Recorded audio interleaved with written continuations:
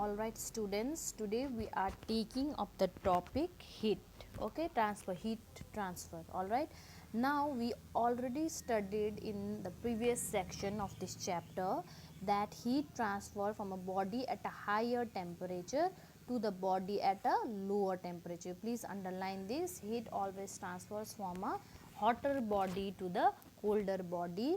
This transfer of heat takes place in three ways. First is conduction, convection and radiation. You underline this as well. These are very important. Okay, you just focus. Now coming to conduction. What is conduction? Okay, conduction is the transfer of heat due to the actual contact. Okay, first point. And second point, it happens in solid. All right, you see this diagram first. See, the solid is, this is the atom, or everything, all the matter are made up of atom, isn't it? And this is the atom inside a matter. Okay, for example, this is a pen. Okay, this is a pen and this is the like atom of a pen.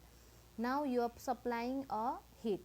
Okay, now what happens, you see slowly all the particles are getting heated. Okay, particles which are nearby are getting heated.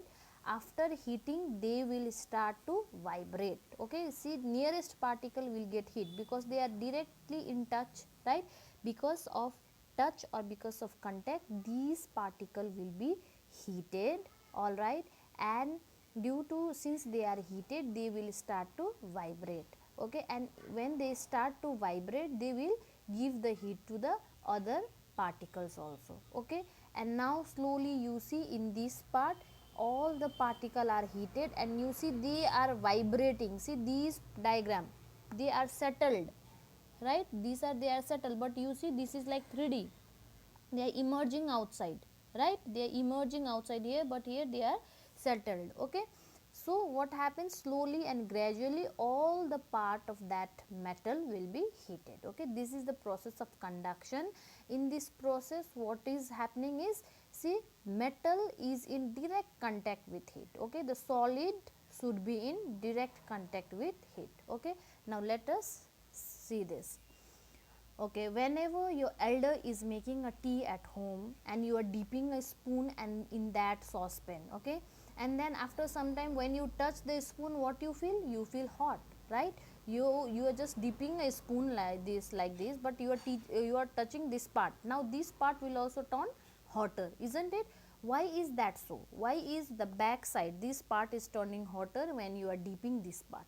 Not in pencil, in case of spoon. All right, now that is because of heat transfer. All right, now conduction is the mode of heat transfer in solid. In solids, the particle are closely packed and cannot leave their position, we know that. However, they cannot they can vibrate at their own position. Now like liquid, in liquid what happens, particle are farther away, so when we heat, what happen, they will start to move from one place to another.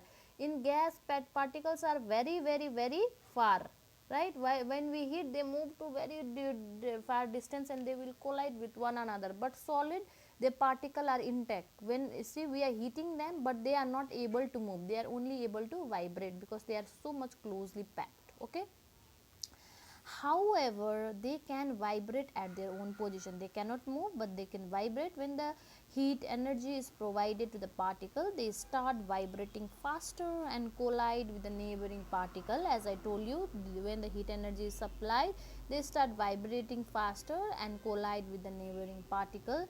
During this collision, heat is transferred from hotter body to the colder body. If I ask you question, okay, how does the heat transfer from hotter body to colder body in solid?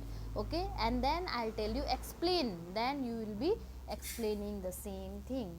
Okay, because first thing is the heat transfer from the hotter body to the colder body in case of solid is by the process conduction. And in conduction what happens, the particle, they gain heat and then they start vibrating at their own position, and due to the vibration the heat is transferred to the other end of the particle also, right, all different particles, and then the whole metal get heated, all right.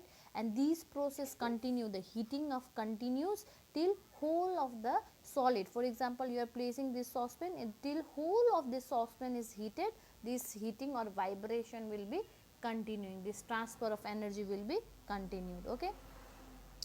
Now for conduction of heat, a solid should be in contact with the source of heat or other object. This is the main thing. For conduction of heat, the solid should be in contact, okay.